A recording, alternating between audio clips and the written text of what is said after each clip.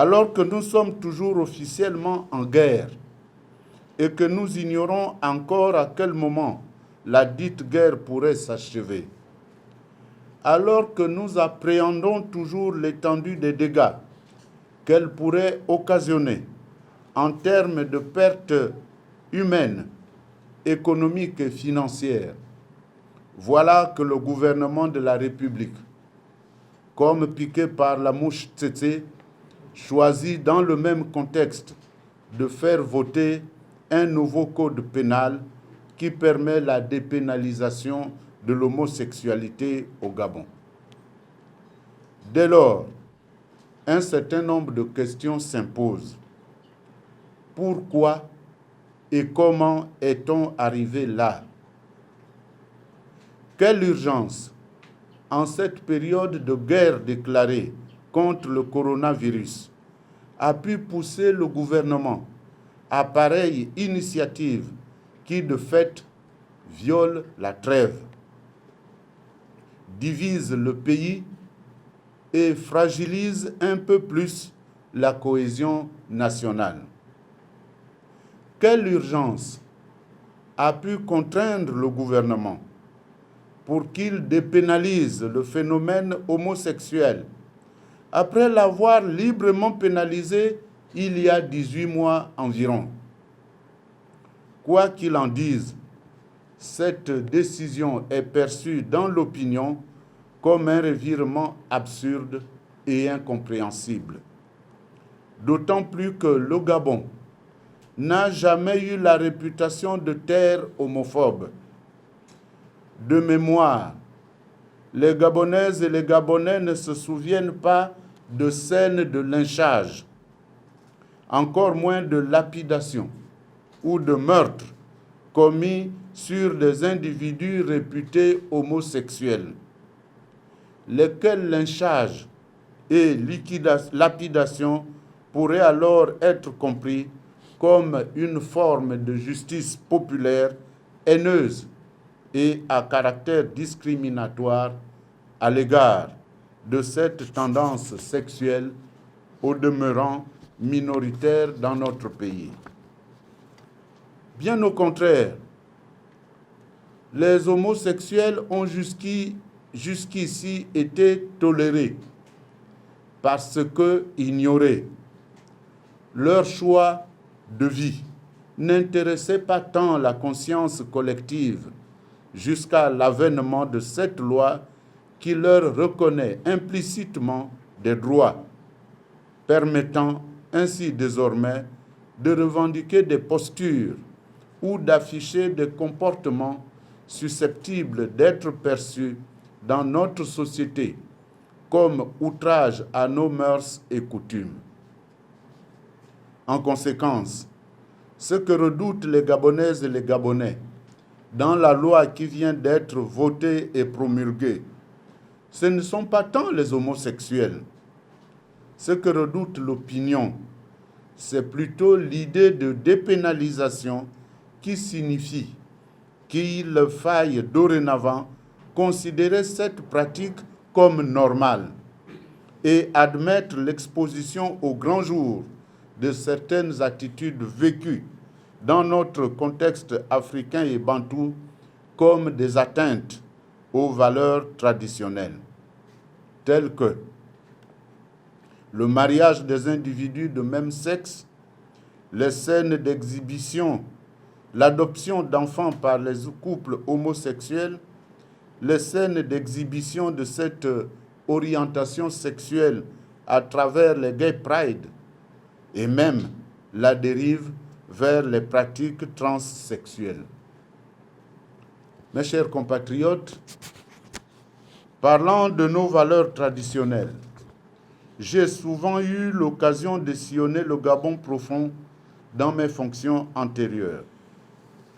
Au cours de cette expérience immersive, je n'ai trouvé aucun village, je n'ai trouvé aucune tribu du Gabon qui encourage l'homosexualité.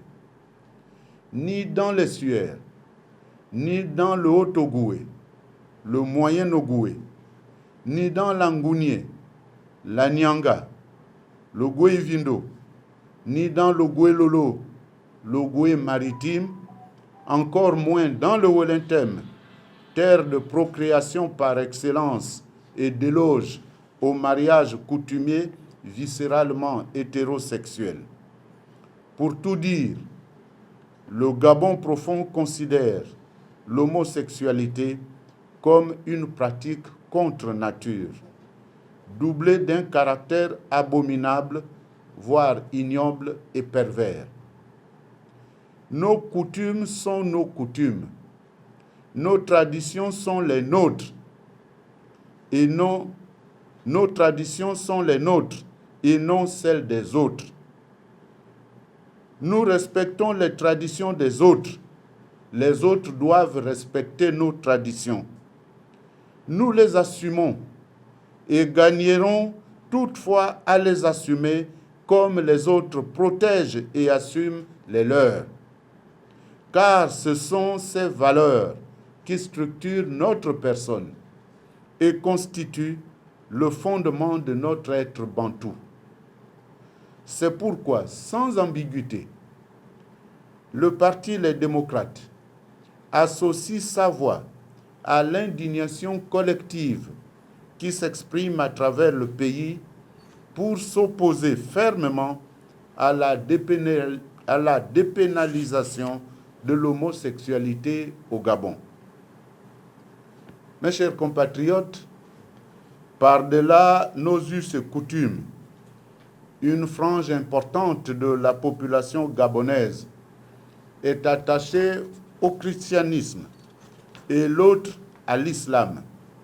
Ces deux grandes religions monothéistes n'approuvent pas non plus l'homosexualité.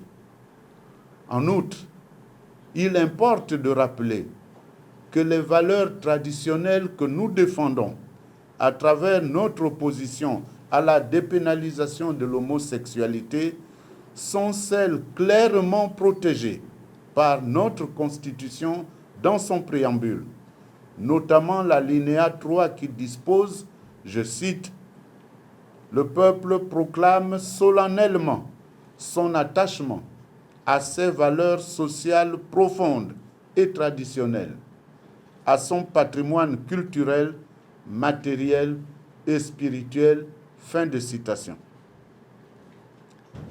Gabonaises et Gabonais, mes chers concitoyens, compte tenu de la Constitution de la République, compte tenu des croyances religieuses, compte tenu des us et coutumes auxquels nous sommes attachés, nous considérons en conséquence que la dépénalisation de l'homosexualité est un véritable tournant civilisationnel que le gouvernement de la République nous impose. Devant la gravité historique d'un tel tournant, synonyme de renoncement à nos valeurs ancestrales, la question aurait dû mériter au minimum un grand débat national, au mieux un référendum pour jauger l'état d'esprit du peuple gabonais. Mais à la place, c'est une attitude légère du gouvernement et un vote parlementaire tout aussi frappé de légèreté qui ont prévalu dans le processus ayant permis la dépénalisation. Si par une telle légèreté, le gouvernement trahit, comme d'habitude, le peuple gabonais, c'est en revanche un coup de poignard encore plus insupportable que certains députés et sénateurs, censés traduire la volonté du peuple, viennent de planter sur le dos de ce même peuple, ravissant ainsi à la mauvaise foi la palme d'or du déshonneur.